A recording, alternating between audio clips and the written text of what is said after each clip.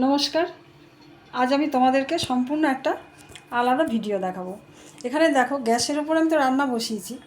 রান্না তো ঠিক আছে, ঢাকা দিয়ে করব, কিন্তু যখন তেলটা গরম হবে আনাজগুলো তেলের মধ্যে ফেললে তো দেওয়ালে ছিটে লাগেই। তাই দেওয়ালটা দেখো যাতে নষ্ট না হয় তার জন্য আমি এখানে পেপার আটকিয়ে রেখেছি। কিন্তু এই পেপারগুলো বারে বারেই তো নষ্ট হয়ে যায়, তখন এই পেপারগুলো চেঞ্জ করতে হয়। তাই এইভাবে বারে বারে পেপার চেঞ্জ করাও তো একটা খুব সহজ কাজ নয়। তখন ভাবলাম কি করা যায়।